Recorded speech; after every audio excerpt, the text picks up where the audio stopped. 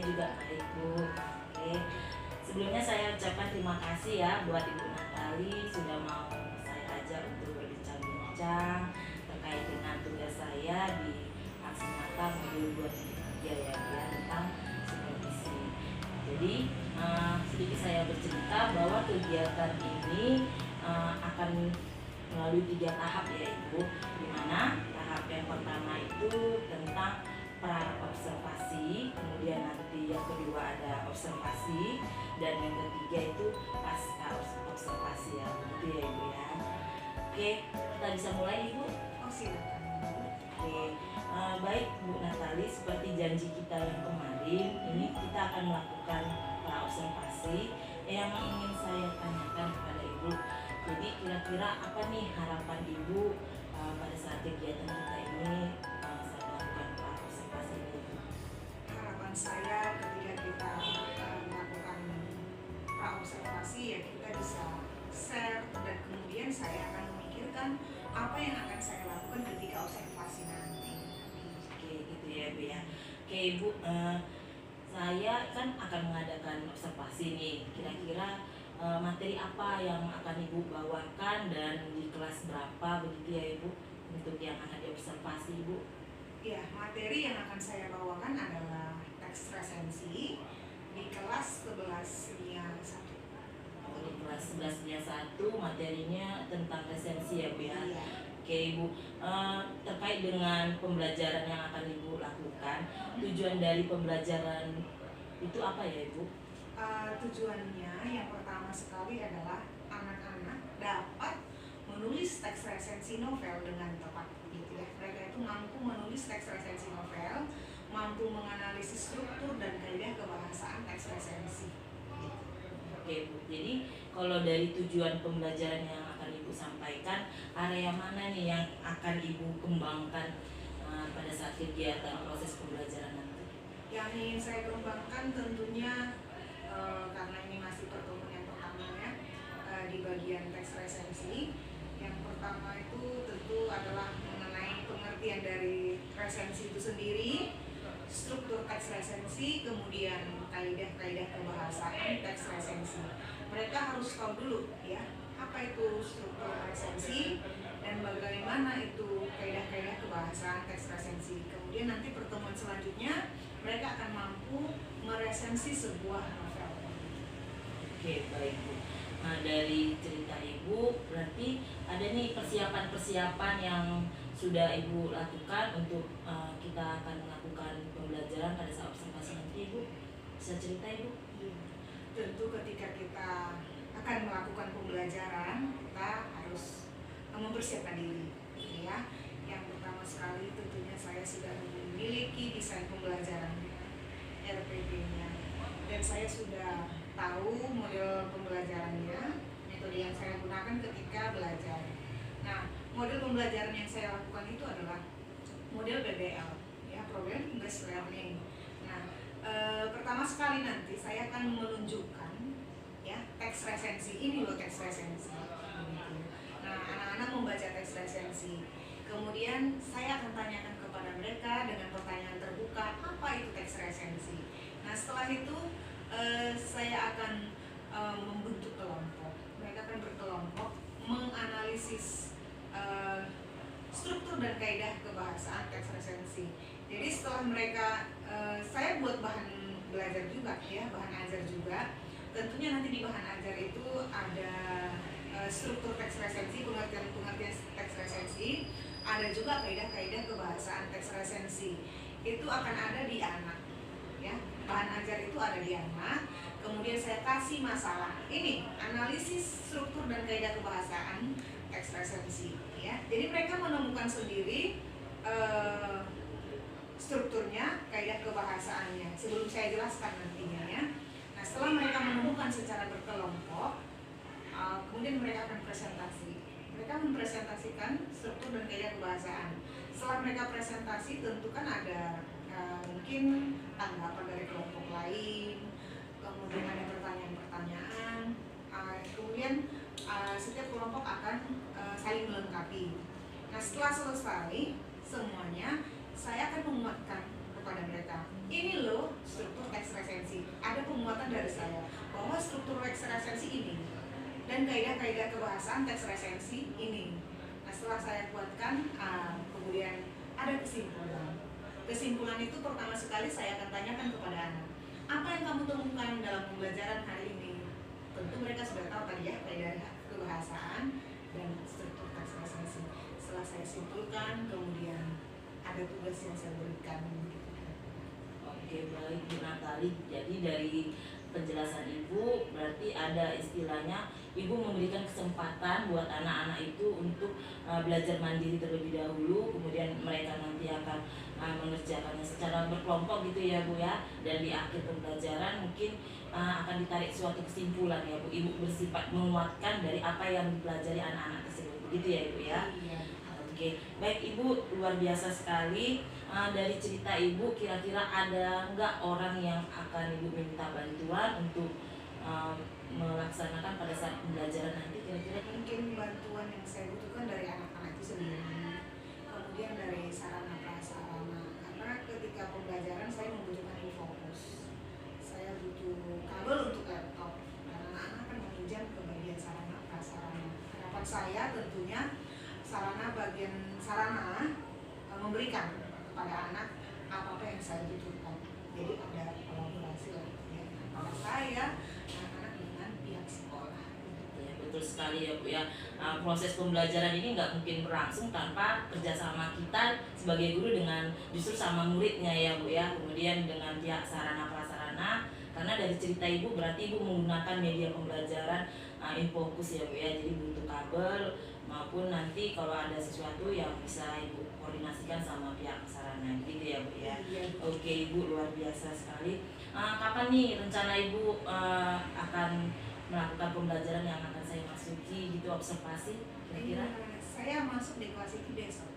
Besok ya Bu ya. Itu di jam berapa ya Bu? Di les terakhir pula itu. Di les terakhir, berarti kita bisa persiapan besok Ibu masuk di kelas 11-nya 1 di jam terakhir itu ya Bu ya. Les 89. Les 89 berarti 2 les ya Bu ya. Oke Ibu, saya akan masuk di kelas Ibu sesuai dengan konfirmasi dari Ibu bahwa besok kita masuk di kelas 11-nya 1 les 89. Nah, dari cerita Ibu tadi, apa nih komitmen Ibu untuk selanjutnya gimana pada saat nanti Ibu melakukan pembelajaran? Ya, komitmen saya memang ya harus berhasil pembelajarannya gitu ya. Jadi kita sudah memikirkan langkah-langkah yang akan saya lakukan saat pembelajaran besok. Ya, walaupun nanti mungkin ada yang ketinggalan, tapi tetap saya berkomitmen akan saya lebih utamakan lah ya. Saya siapkan lebih baik untuk pembelajaran besok. Gitu. Baik Ibu, dari cerita Ibu tadi saya bisa menangkap seperti ada masih kekhawatiran gitu ya Bu ya. Masih ada kekhawatiran yang memang Ibu sudah merencanakan nih pembelajaran, tapi ada seperti kekhawatiran yang Ibu rasakan begitu ya. Apa kira-kira yang Ibu rasakan kekhawatiran dalam hal apa seperti? Kekhawatiran saya memang tidak terlalu banyak sebenarnya. Hanya kadang-kadang ketika kita mengajar ada yang tinggal gitu, ada ketinggalan-ketinggalan.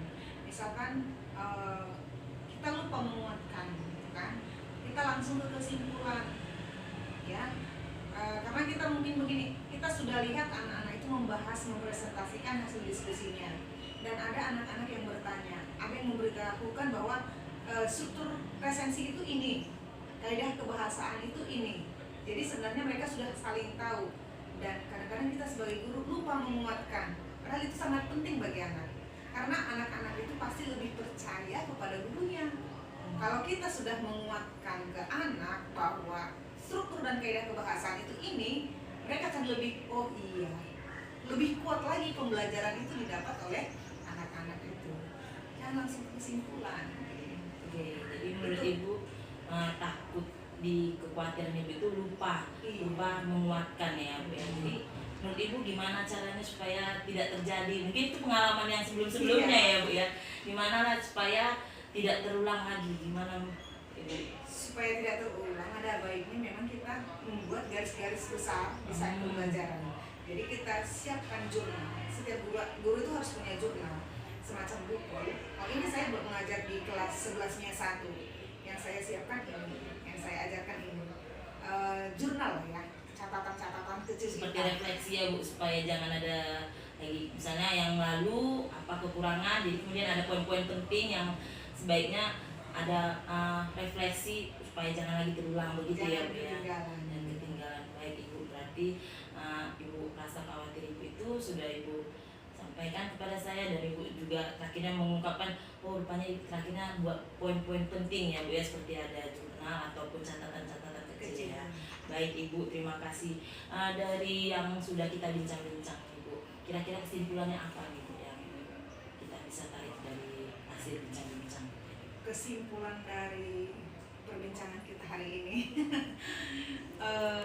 jadi saya sudah sharing ke Ibu juga sudah pahamlah bagaimana saya, dan saya sudah mengungkapkan apa itu strategi yang akan saya lakukan untuk besok, dan saya sudah mengungkapkan kekurangan saya itu bisa ketinggalan, poin-poin yang ada ketinggalannya tidak selalu sesuai dengan RPP.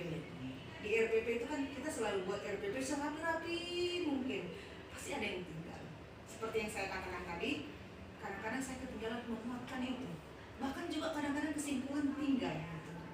Jadi dari perbincangan kita ini saya bisa refleksi bahwa selalu mengingat, menulis di jurnal poin-poin yang biasanya ketinggalan supaya tidak terulang di kemudian hari begitu. Jadi saling menguatkanlah kita ini. Oke Bu, berarti supaya ada perbaikan ya Bu ya, yang lebih baik begitu ya Bu. Oke Bu, berarti saya bisa menyimpulkan bahwa untuk kegiatan observasinya besok Ibu sudah menyediakan atau menyiapkan RPP, di mana RPP itu udah Ibu buat strategi, di mana nanti siswa akan diberikan justru seperti apa ya, membaca dulu ya Ibu, anak-anak itu tersebut kita berikan kesempatan untuk membaca, baru nanti di akhirnya mereka akan memberikan presentasi ya Bu ya, presentasi, dan terakhirnya Ibu akan menguatkan, menarik kesimpulan dan menguatkan apa pembelajaran dari hari itu ya Bu ya. Oke Bu, luar biasa sekali ya Bu Natali, saya sudah gak sabar jadinya besok ya Bu ya. Oke Ibu, terima kasih. Yang terakhir nih Bu, bagaimana nih perasaan Ibu nih setelah kita berbincang-bincang? Perasaan saya tentu ya sangat senang ya Bu ya. Senang bertemu dengan Ibu yang bisa menanyakan isi hati saya, apa yang harus saya lakukan besok.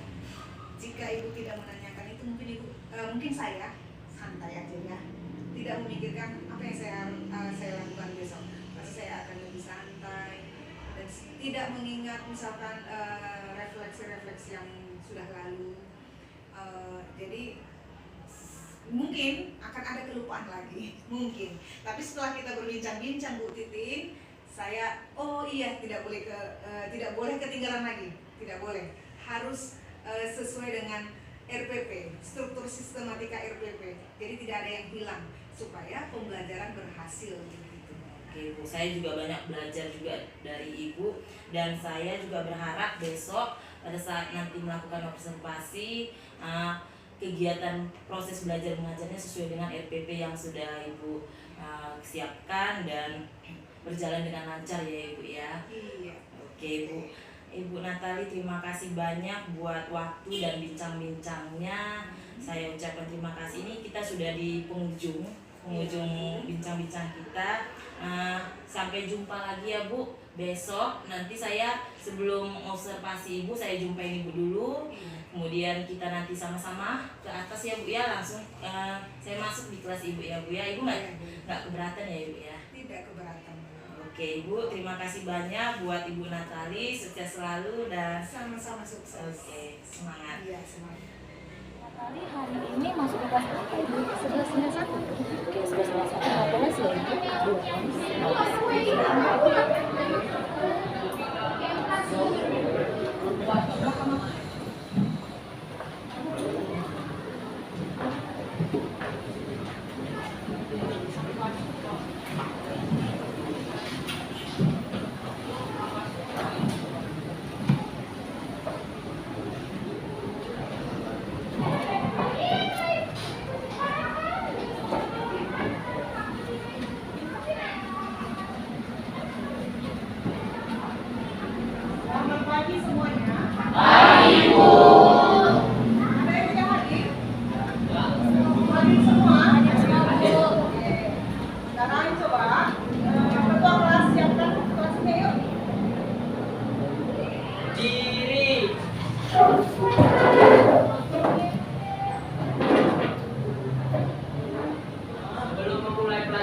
kita hari ini ada baiknya kita berdoa menurut agama dan kepercayaan kita masing-masing. Doa dimulai.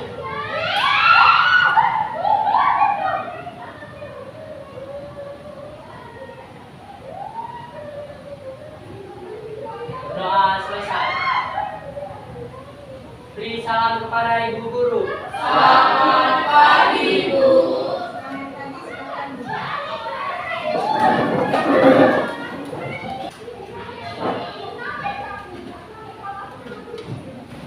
Sebelum kita memulai pembelajaran kita hari ini, anak-anak silakan berdiri dulu. Kita mau berdiri dulu sebentar ya, untuk melihat seberapa fokus kamu hari ini. Ya. Oke, kalau ibu katakan pagi, tepuk tangan sekali. Kalau ibu katakan siang, tepuk tangan 2 kali. Kalau ibu katakan malam, tepuk tangannya 3 kali. Oke, kita mulai pagi, siang, malam. Pagi, malam, siang, pagi, sore. Kalian bilang ya, udah ada apa sore kan? Iya, ada yang belum fokusnya apa itu? Randy ya. Dana. Randy atau siapa? Dana. Dana. Oke, berarti kalau ibu lihat hanya sedikit yang tidak fokus, yang lainnya sudah fokus. Oke, tepuk tangan untuk kita semua.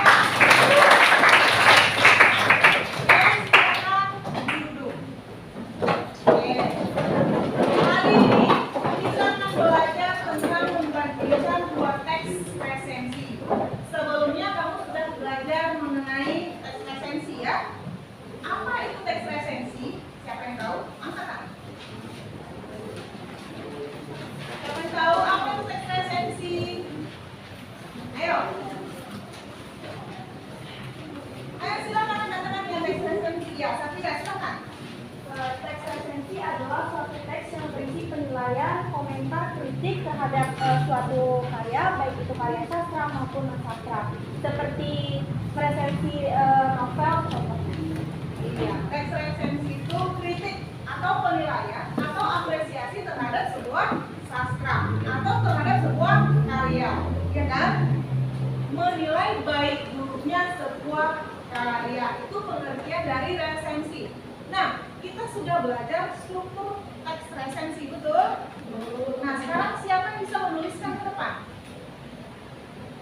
Struktur teks resensi yang dimulai dari judul. Ingat? Iya, siapa bisa ke depan? Satu saja dulu gak apa-apa, nanti ganti-ganti ya. Ya, nah, ganti ya. Ya, tulis di samping sana ya. Struktur paling ujung nak. Struktur teks resensi.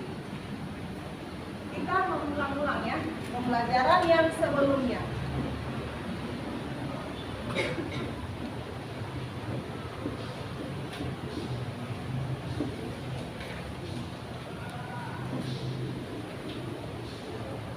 Kamu bisa menulis berapa? Nanti dilanjutkan temanmu yang lain.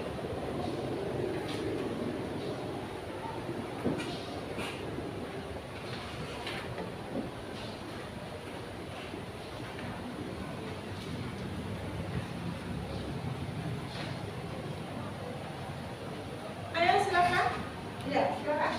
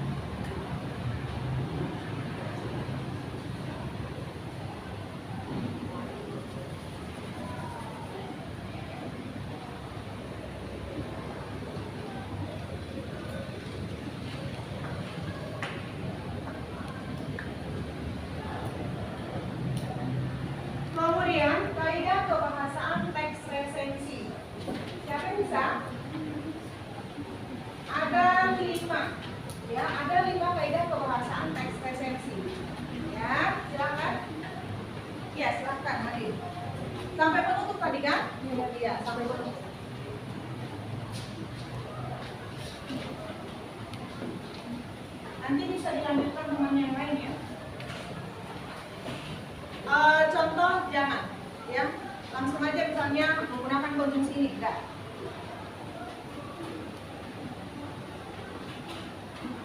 Kaidah kebahasaan teks resensi.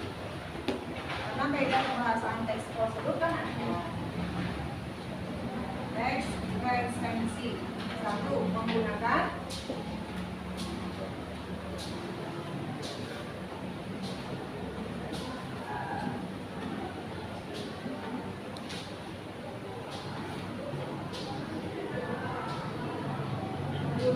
konjungsi penerang. Oke, yang pertama, yang kedua, silakan gantian yuk.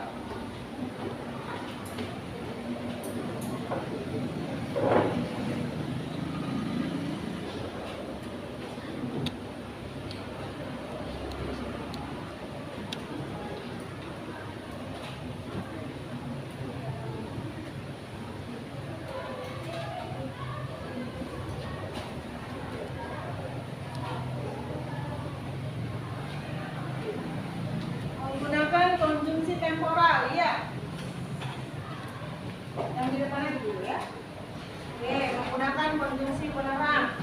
Penerang itu menjelaskan ya. Contoh konjungsinya bahwa, yakni, ya. Menggunakan konjungsi temporal. Kalau dia temporal, tempo, waktu ya. Setelah itu, kemudian, selanjutnya. Yang ketiga menggunakan konjungsi penyebaban. Masih ingat kausalitas? Ya. Konjungsi penyebaban atau konjungsi kausalitas. Contohnya oleh karena itu, oleh sebab itu, karena, sebab, dan lain-lain. Lanjut. Duit. Ayo.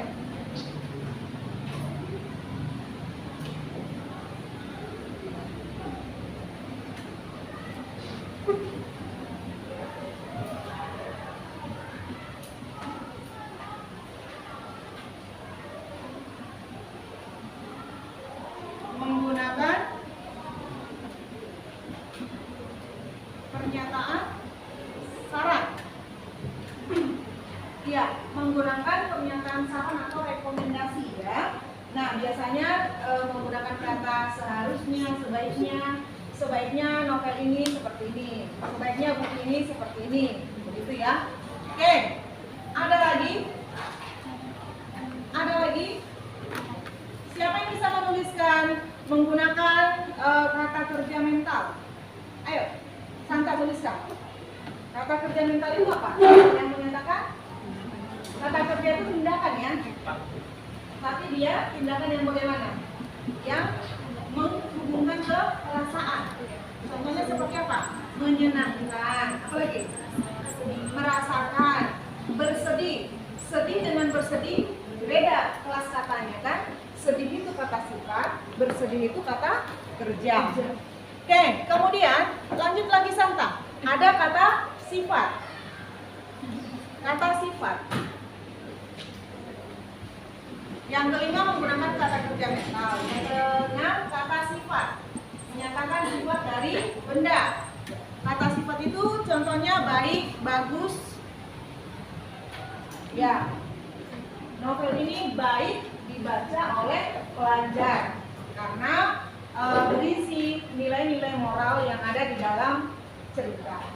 Nah, ini dia ya. Kamu sudah belajar ini struktur teks resensi dan kaidah kebahasaan teks resensi. Topik kita hari ini adalah membandingkan dua teks resensi. Bagaimana cara kamu membandingkan dua teks resensi? Caranya adalah dengan menganalisis struktur dan kaidah kebahasaannya. Jadi nanti ada dua teks resensi, kamu analisis struktur dan kaidah kebahasaannya untuk membandingkannya. Jadi tujuan pembelajaran kita hari ini adalah kamu mampu membandingkan dua teks resensi dengan tepat. Lihat halaman 226.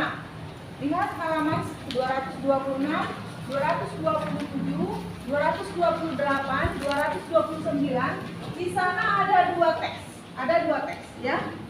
Ada dua teks. Nah, dua teks ini kamu bandingkan. Berarti kamu analisis dulu kaidah kebahasaan teks pertama, kamu analisis dulu strukturnya. Kemudian teks kedua juga kamu analisis strukturnya dan kamu analisis kaidah kebahasaan.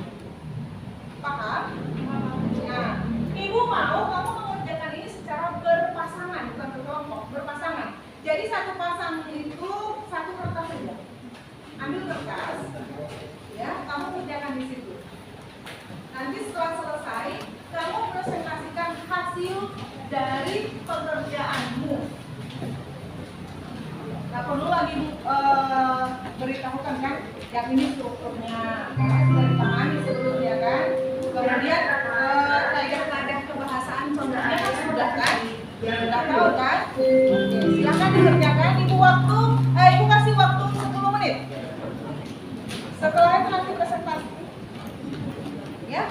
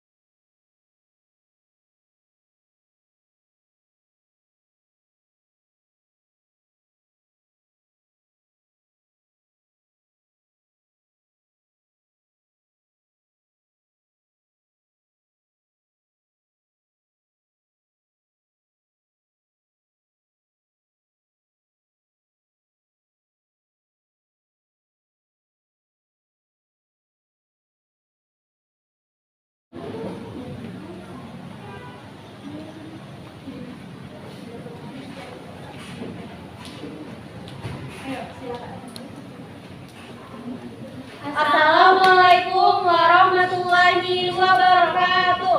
Waalaikumsalam warahmatullahi wabarakatuh. Kami akan mempresentasikan hasil diskusi kami tentang perbandingan dua teks resensi. Untuk teks yang pertama, struktur teks, itu judul resensinya tidak ada di dalam teks tersebut. Terus yang kedua, identitas buku, judul novel Twilight, pengarang Oben Cedric, penerbit Gradient Media Tama, tahun terbitnya tahun 2009, tempat terbit di Yogyakarta dan tebalnya 147 halaman. Untuk pendahuluan itu berada di paragraf 1, untuk isi ada paragraf 2 sampai paragraf 8 dan penutup paragraf 9 sampai paragraf 10. Untuk kaidah kebahasan dari teks resensi yang pertama itu ada konjungsi penerang. Contohnya, Bella akhirnya menceritakan kepada Edward bahwa dia adalah seorang vampir. Jadi kata bahwanya itu merupakan konjungsi penerang. Yang kedua, ada konjungsi temporal. Dia kemudian disukai oleh para siswa di sekolahnya. Kemudian, itu contoh konjungsi temporal. Yang ketiga, ada konjungsi penyebab. Contoh kalimatnya, Edward menjadi vampir karena. Yang kelima ada kata kerja mental. Contohnya, Bella sangat menyukai keripik jengkol. Yang keenam ada kata sifat. Joko marah kepada Edward. Kata marah itu kan merupakan kata sifat. Lalu saya akan membacakan struktur dan kaidah kebahasaan pada teks kedua. Jadi pada teks kedua struktur teksnya identitas buku, judul resensi tidak ada. Lalu kedua identitas buku itu judul buku, tip dan trik jago main Rubik, penulis Wicaksono Adi, penerbit Gradient Media Tama, cetakan 1 pada tahun 2009 dan tebal 184 halaman. Lalu untuk pendahuluan itu pada paragraf pertama, isi itu pada paragraf kedua sampai paragraf keempat, dan terakhir penutup itu pada paragraf kelima. Lalu selanjutnya adalah kaidah kebahasaannya. Yang pertama ada konjungsi penerang. Contohnya adalah Rubik adalah permainan puzzle mekanik berbentuk kubus. Kata konjungsi penerangnya adalah ada. Lalu ada konjungsi temporal. Dengan kemunculan internet, Rubik akhirnya bangkit dari tidur panjangnya. Kata kerja temporalnya adalah akhirnya. Lalu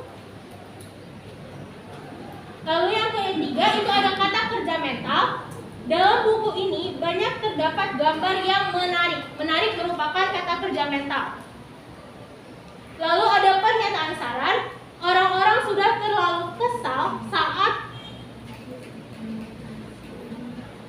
Lalu yang keempat itu ada kata sifat.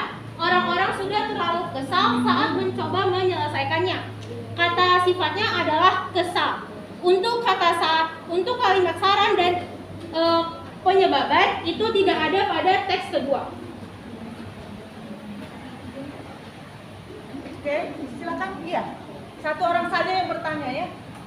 Baik, itu dia presentasi kelebihan serta kekurangan dari buku tersebut. Mengapa kalian menyebutkan bahwa paragraf terakhir itu disebut penutup? Terima kasih. Terima kasih Sompa atas pertanyaannya. Untuk jawabannya itu, jadi pada kalimat terakhir itu sebenarnya masih isi karena masih berisi tentang kelebihan dan kekurangan dari si buku. Maaf atas kesalahan yang telah kami buat. Terima kasih. Demikian yang dapat kami sampaikan. Terima kasih atas ketenangan teman-teman dalam mengikuti presentasi kali ini. Kami sudahi. Billahi taufiq wal hidayah. Wassalamualaikum warahmatullahi wabarakatuh.